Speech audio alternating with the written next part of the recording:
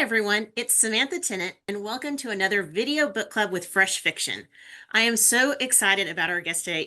Has been a longtime friend with Fresh Fiction, and I was trying to go back, Darynda, as to how long I have known you because we first met at a tea in Dallas, and I remember getting my copy of First Grave on the Right, which is the first book in the Charlie Davidson series, signed. But I think I had the second grave on the left with me. Um, it's been so. I mean, this has been well over 10 years at this point, and you have joined our book club not only as an author guest, but also as another reader. And so I can go ahead and talk a little bit more about your accolades. A New York Times and USA Today best-selling author, received the Golden Heart and the Rita for the First Grave on the Right. And as you were hearing in all of our pre-discussion, just a beloved fan favorite across the board for all of your series. So it's good to see you, Darynda. It's good to see you. Thank you for having me. I'm so excited. And just so you know, I have a puppy who is barking and I'm watching my granddaughter. So this could be chaotic. I apologize. Well, we're used to usually when you're coming in that you've got them. Yeah. Oh, well, they are both cute. Thank you.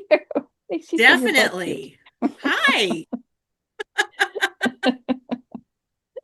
Because normally you've got the bigger dogs. Right. Right. Yes. Yes. Normally we don't have the granddaughter though. Right. That's This the is exciting true. addition. And I'll Yes. have my grandson in a few minutes too. So this could just be wild, wild fun here tonight. Well, I do want to start off a little bit with a serious question though. And not to be a downer or anything like that. I mean, this is good news, but I want to get it out there early. How are you feeling? Because you have had a battle. I have it. You know what? It's all good. None of it was as bad as I thought it was going to be. So that's always good. You hear chemo and you're like, oh my God, Yeah. it's the Once worst you hear thing that that big could C ever. word, Oh yeah. yeah, absolutely. And I mean, I'm not saying it wasn't bad. It just was not. I just handle it. Even my family, they were like, God, you handled that so much better than we thought you would. Because everything makes me sick. I get motion sick at the drop of a hat. So we thought chemo was just going to be absolutely horrible. But I mean, as bad as it all went great. Um, I had 4 surgeries. I am now cancer free and feeling absolutely wonderful. Thank you. And Fantastic. it's all good. Yeah. Yep. That is I the feel best great. news. Thank you. Thank you. Thank you. Yes. Thank you, sweetie. And I know that you had so much support during that time from your immediate Good. family, from your Yeah. siblings, Thank you, guys. from friends. I mean, how much does all of that help you with your overall perseverance and inspiration? Oh gosh, that was everything. Like even sweetheart, wait a minute. Even like my family, you know that they're your family and they're gonna have your Mhm. back and all this stuff. But oh my God, my sons were amazing. They were just beyond. And my husband and my sister took care of me. She did almost everything, Well, took me Netters kind of everywhere. does that anyway. She does. She does. She's my rock. I even told her we were going somewhere and somebody was coming with us. And she goes, well, I'll just sit in the back seat. And I said, you're my ride or die. You can't sit in the back seat.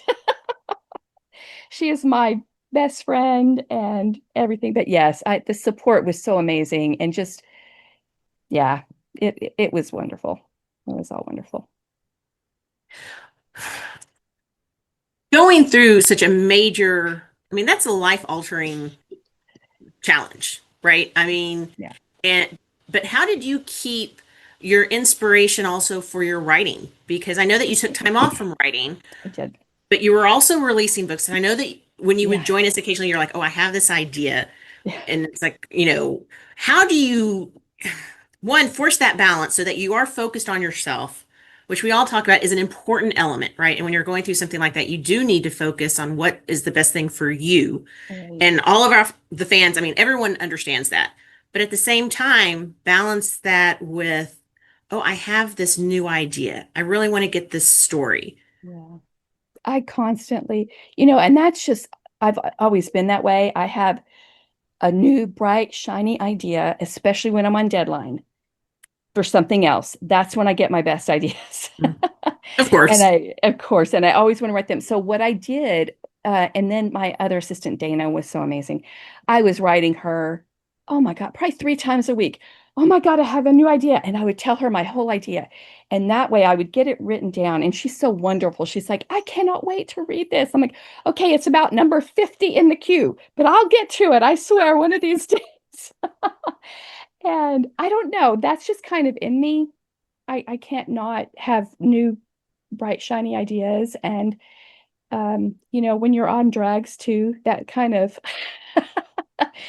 your mind just kind of opens up. I'm just kidding. Especially with your stories, right? It's like, Right, exactly, exactly. that's floating But by. yes, Okay, a I can new write that. idea. It was great. I did have a very difficult time writing there for about a year. And thank God. So I wrote during all this, I wrote two novellas for 1001 Dark Nights, and I wrote another short story, a couple of short stories for different things.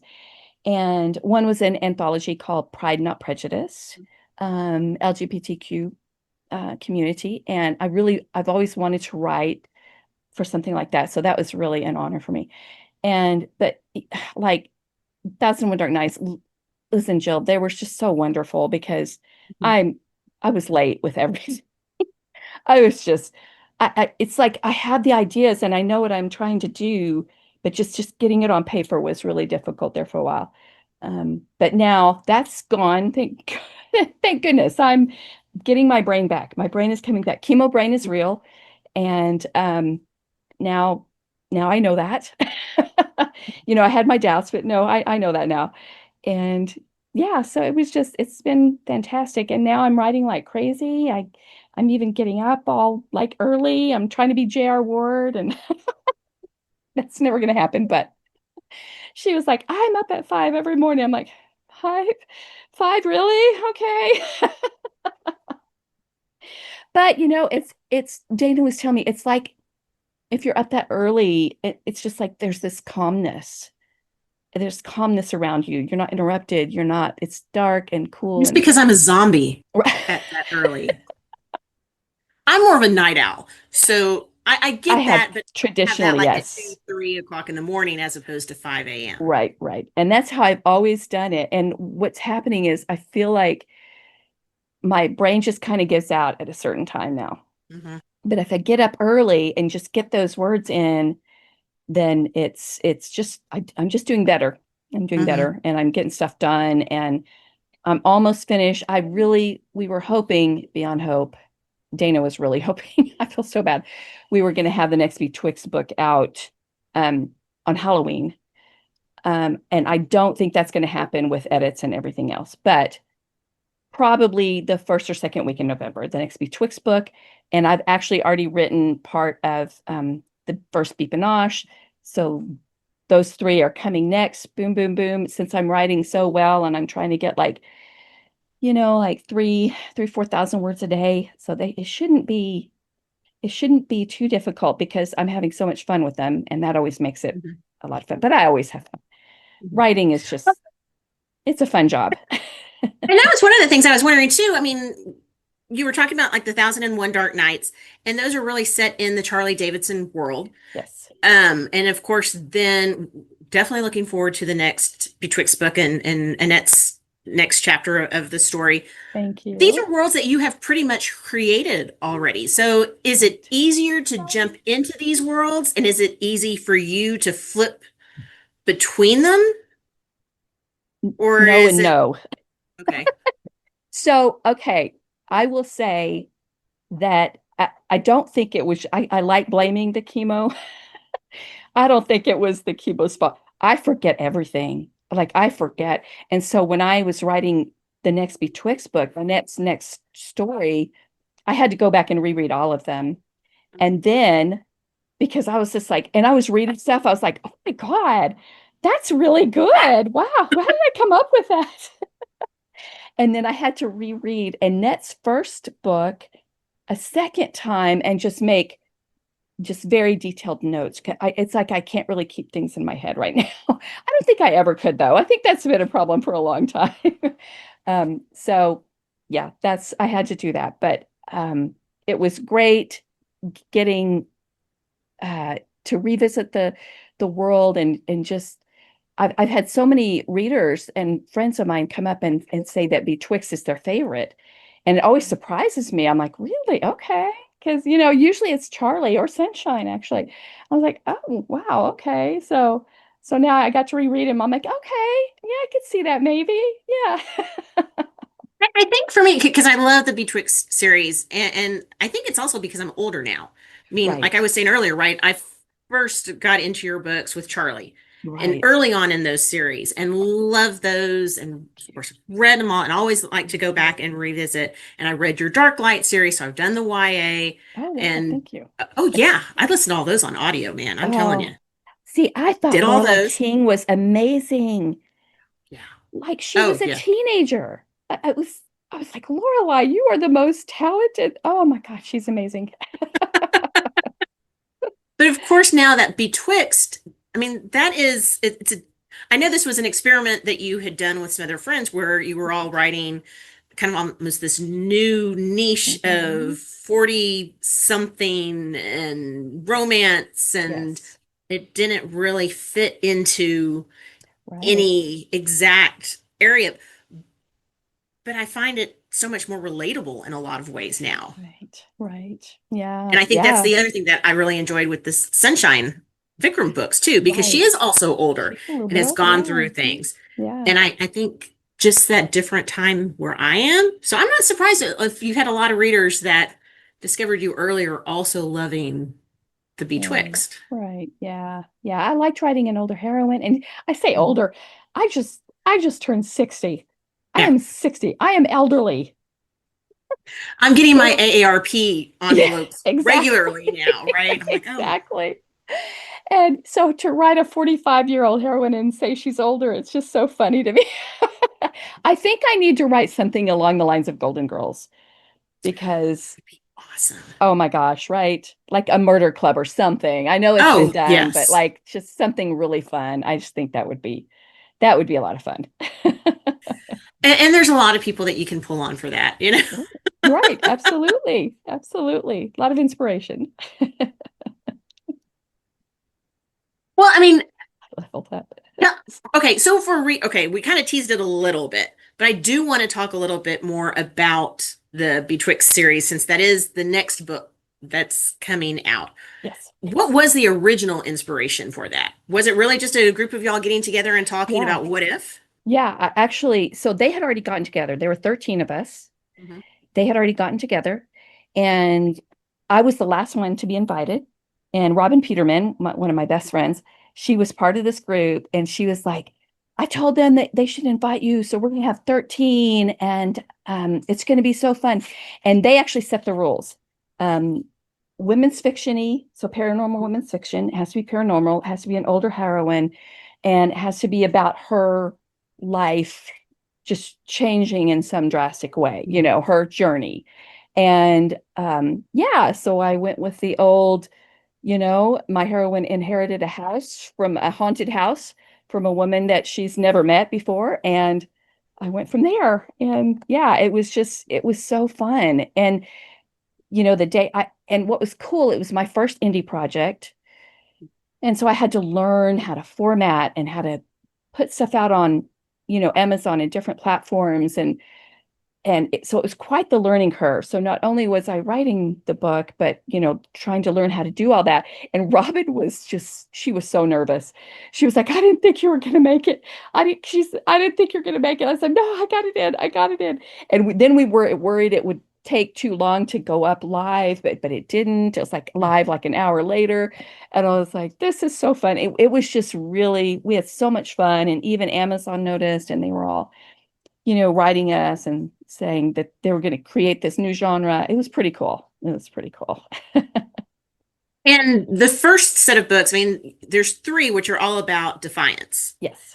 What was it that you really wanted to expand on all of that? Because the second three books, I'm assuming the next three books, even though Mhm. technically number five is the one that's coming out. Yeah. I'm fully expecting number six, Darynda, Yes. are Yes. about Annette. So Yes. what? led you to do that twist and highlight her now as a new So, central character? I'm trying to do it, say right. stuff without giving too much away for people who haven't read it yet. Oh, that's true. Yes, that's true. Um, so basically, I was just going to write one because we didn't know how I was going to do. And of course, as I'm writing the one, I'm like, "Pfft, I can't just write one. Defiance is awesome. I have to write at least three. So I thought, okay, I'm going to write a trilogy. Well, then I made it to where there were three charmlings in this world. And then I created their backstory and how they are controlled by warlocks and how the magics are being stolen, basically. And I thought, oh wait, I have three charmlings. I need three trilogies out of this. so so yeah, that's how that came about. I thought, and it needs her own story. And obviously, as anybody who knows me knows, that I did base the character on my sister in it. I'm not going to lie. And I have learned from one in Sunshine, a couple of experiences, don't do that. I will never do that again because writing sexy times as your sister it's interesting. It's interesting. Better But than your brother, yes, okay. So in Sunshine, I figured this right? out. When I write Annette, anytime I'm the main character, um, I just became Annette, the character in the book. I wasn't thinking of my sister. But when I wrote Quentin, so there's a character named Quentin in the Sunshine books. And yes, everybody's finding this very funny. My sister did too. And but I was still Sunshine when I was writing those books. So Quincy was very much my brother Quentin. And I wrote an almost sexy time with Quentin. It's like they were experimenting because they had been best friends since they were kids. And that was very difficult. I will never. So I've learned my lesson. No more relatives, never again. I thought, oh, this will be fun. I'll have my siblings in my books and all this stuff. And although I did name the raccoon in Sunshine was named after my other brother Randy, but he's the black sheep, so we don't care what he thinks. So We gotta mention it's fine. It's yeah, he got a mention. But then it turns out she's a female, so it didn't matter in the long run, but that's okay. well, I've kind of keyed a lot on different inspirations. Now, you were talking about your list of 50 plus different projects that you came up with. Oh gosh, How there's do so you many. figure out then what's next, especially when you have readers Well, clamoring, like, wait a second, we need the next one in this series, or right, I'm looking forward for this one. And we want that, but we also love it when you do create these new worlds because Sunshine right. for us came out of nowhere and it was Yeah. like, this is awesome. Oh, thank you. So yeah, right now I had to get the next BeTwixt out because I really felt like I was letting my readers down.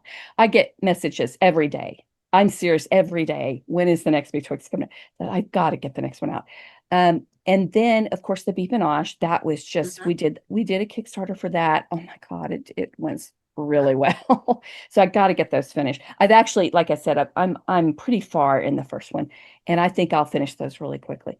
Um, and then the next three, so right now it depends on contracts and deadlines. The next three is a called Rumor and Innuendo, and that is sold to St. Martin's Press. And um, it is kind of along the lines of Sunshine. Mhm. It's a small town in New Mexico. My agent loves it when I set stuff in New Mexico. And so it's mystery, and I'm absolutely I'm so in love with these. I cannot wait for people to get these because there is a twist in these books that you will never see coming, that you have never read before. I guarantee it. Oh, I nobody ever comes up with something new like that. It just doesn't happen. This is new. Nobody's going to see this coming. I cannot wait. So that's a trilogy called Rumor and Innuendo. And after that, I have so many things on the burner that I cannot decide. I have a romantasy trilogy that I've started that I'm like, but by the time I get to it, romantasy is probably going to be dead. Well, but we've been reading romantasy years before This they is even true. Before coined they the term, called it romantasy, right? Yeah. exactly, like fantasy romance, or yes. So, yeah, that's on the burner. I even have like two or three different middle grade series. I wonder, I have so many, it's ridiculous. So I think what I'm going to have to do is talk to my agent once I'm finished with the St. Martin's books. And I mean, if they want something else for me, they usually buy something immediately, like right after I turn in my third book. But we'll see. I'll just talk to my agent and see what she thinks I should focus on. Go from there. And do you think with that and working with your agent on helping for some of those different projects, do you think you're going to stay more with traditional publishing for those and depending on that feedback? Or do you think after doing the BeTwixt series that you'll venture more and more into independent publishing? You know, a lot of people absolutely love the indie publishing, and I do enjoy aspects of it. But at the same time, it's way more work. And Right. I really like it when somebody else does it. I like, here's my book. You do all the stuff and just send me the edits. You just do everything else. And so I will probably continue to be hybrid, but I would still like to be traditional, at least partly. Yeah. Mhm. Yeah. Okay. Well, Darynda, I'm going to switch over to our fresh fiction facts. I'm going to see if I can stump you Okay. because I'm determined. I don't want to go over because we have so many people who have called in because I'll talk to you all night. We've done that. So We have. I'm trying to be good here. Okay. Oh gosh. Okay. So off the top of your head type questions, Okay. and I have some new ones for you. Okay. Can't rely on past discussions. Okay. If you could ban one annoying phrase from existence forever, what would it be? Oh my gosh. You know, it's so funny that you say that because this is probably rapid fire stuff, but um, what's driving me crazy, I'm going to use the word crazy, is all the things that are being banned. And it's just absolutely driving me crazy. I turned in my last 1001 Dark Nights novella and I had used the word crazy 3 times. And they came back, they're like, you can't use the word crazy. And I'm like, oh, are you seriously? Now it's crazy. So we had to change, even like in the jokes. I was like, yeah, but that's just a joke. No, nope, we can't use it. I was like, oh my gosh. So I would like to unban a few things, to be honest. And I would start with crazy.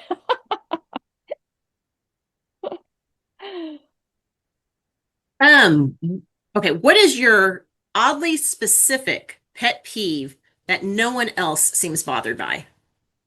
Oh my gosh. I feel like these are hard questions, I had to come up with new ones. You've gotten all right? the easy ones. You know, this is so I don't I feel bad for saying this. I really do. But because I don't care how people pronounce things, I don't care. I mean, if you don't, whatever. But for some reason, the word library, when people somebody says library instead of Library. Yeah. library, it's like nails on a chalkboard. And I'm like, just stop, Dorinda. Oh my God. Some some parts of the country they just say library. It's okay. I laugh because my mom would say library a lot of times. Really? See? But That part of makes that is me feel because she bad. was Dutch. She was Dutch, and so for her, English Oh, was a second language, and exactly. that was just one of those that, especially if she was talking fast, it was Right. library. And Right. then I said library until somebody said, "No, it's library." I was like, "Oh, sorry. Okay." See, that would have been me. I would have been Karen. Thanks, Karen.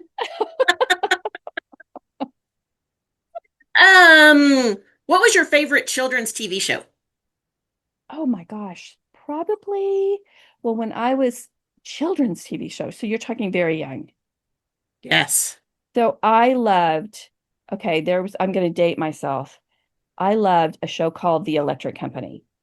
Oh my gosh, yeah. Yes. And I was so in love with Morgan Freeman. It's Morgan not even Freeman. funny. Yes. I loved that man. And that was my favorite show, not because it was great, it was because I was in love with him. Yeah, that shaped a lot of my choices, a lot of my viewing decisions. Star Trek with Captain Kirk, Oh gosh. Yeah. I was boy crazy at 5, I swear. See, I remember bawling when Spock died in Wrath of Khan. And everyone was Yes. like, "What is the matter with you?" I'm like, "Oh no, it's Spock." And they're like, "You Right. are." It's like, okay. Okay, you are given a billboard for one day to write anything you want. What does it say and where would you put it? I would put it, I, so I had to put it in one place. I would put it in Albuquerque at the Big I, where the two freeways, interstates meet, and it would just say laugh often. I like that. Thank you. I like that. Okay. Um, and I don't know where you're going to go with this one. What kind of cult would you start? Oh, goodness. I would probably not be very original. I would probably start a Grim Reaper cult. Um, and yeah, and we just try to help people, on their journey. And yeah, that's what I would probably do. Yeah. Because it sounds fun and dark. And I like to pretend like I'm edgy and dark. I'm not at all. But, that way I could pretend like I was. Mhm. And Yeah. everyone drink the coffee as opposed to the Kool-Aid, huh? Yes, exactly. Exactly. What was your favorite field trip that you've ever been on? Either one that was yours or one that you went on with your kids. Um, Let me think. We went on a field trip when I was a kid, and I don't know why I think of it so often because I was like really, really sick. I'd gotten sick at school. I'd like thrown up and everything. And the next day we were going on this field trip, but they had to send me home. Now my mom had to come get me. And I was so upset. And my mom was working, or I think she was going to school at the time. And my dad had recently died. And yeah, you can have that. And I thought I wasn't going to get to go on this field trip because I was sick. And my aunt, who I loved, her name was Aunt Barbara. I loved her so much. She took me, and it was just such a special time. And I'll never forget it. And I'm going to cry. I lost her to cancer a few years ago. And yeah, yeah, I'll never forget it. And she was just so wonderful. I just loved that woman. Okay, I'm going to completely switch, give you a lighthearted one. Okay, What is thank your you. favorite go-to gas station snack when you're on a road trip? Oh gosh, there's so many. And And I know that you do road trips, so I yes, know oh you've yes, got some many, many choices road there. trips. So I am changing. I do a 180 on my diet like constantly. I'm right now I am high carb, low fat. It's my world. It's everything. And I'm OMAD. I had 1 meal a day. So right now I could probably have like pretzels. I would probably have pretzels and diet orange soda. Okay. Um, what talent do you wish that you were born with? Oh, I wish that, well, there's a couple. I wish that I could draw. I wish I was an artist. I would love to be an artist. And one of my best friend is an artist, and we were sitting around, and I was telling her with her mom, and her mom is like in her 80s now. She's like just such a firecracker. And we were sitting around, and I was like, "Oh, I wish I could draw. You're so talented and all this stuff." And she goes, "Oh, yeah, yeah. As opposed to being a New York Times bestselling author, I can see where you would like to rather be an artist, you know?" And I was like, "Okay, well, if you put it like that." Right. But I would love to be an artist. I think that would be cool. What is your most dog-eared book? The one that you constantly go back to reread, either for pleasure or for research. For pleasure is I have several. The Duke and I by Julia Quinn. I absolutely love it. There is one by Sandra Brown that it's called Envy. Oh, yeah. I have to read that about once a year, once every other year. Mhm. And I say dog-eared, I actually listen to it because the narrator of that, he's an old actor named Victor Slezak. And oh my God, it's so good. His, seriously, Envy by Sandra Brown, listen to the audiobook. It's amazing. What else? I have always been a huge Twilight fan. I'm not gonna lie. I still love Twilight to this day.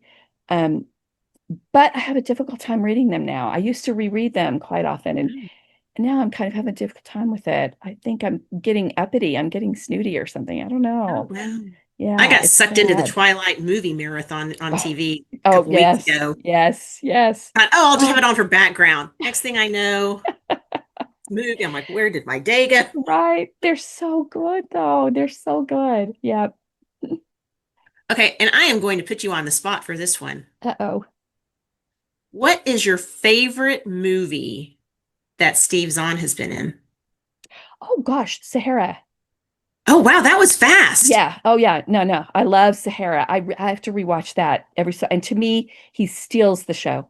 He absolutely, I'm not that Matthew McConaughey does a bad job or anything. It is Matthew McConaughey. But to me, Steve is just hilarious in that. I love it. I love it. Oh, wow, that was a much easier one for you. Yes, yes. Man, I'm going to put you on the spot with this one. Everyone else is probably going like, "What? What is this coming from?" I was like, and they'll just have to find out later. But it's like, Yes, okay. yes. Okay, now the most important question though is where is the best place for our readers and listeners to keep up with you, find out what's going on, and of course, details about any future releases? Oh, absolutely. Probably my website is great, just Darynda.com. I have one of those names. I got to use my first name. But also Facebook. We have a group on Facebook. A lot of my Grimlets are here. I love my Grimlets. And uh, is that just what it's called? It is. It's just called Grimlets. The Grimlets, I think.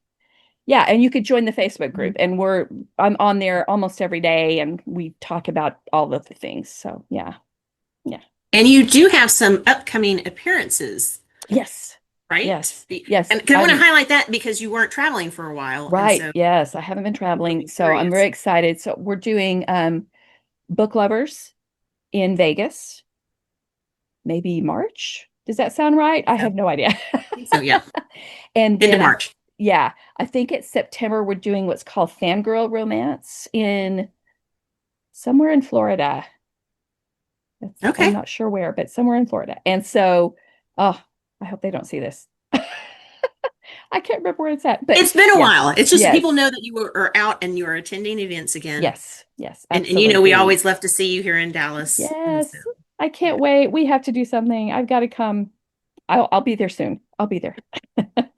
Okay, readers and listeners, you've gotten all this information. And if you have not ever read or listened to one of Dorinda's books, you need to go out. There's plenty to choose from. Paranormal, of course, the Sunshine Vikram books are straight mysteries, and they've made me laugh, they've made me cry, they've made me bawl my eyes out. So, I mean, they are going to take you on a fantastic ride. And the next book out, of course, is Midnight in Magic, part of the BeTwixt series. Yes. And so be on the lookout for that because it should be hitting shelves soon. Dorinda, thank you so much for joining us. Thank you for having me. I'm so honored. Thank you.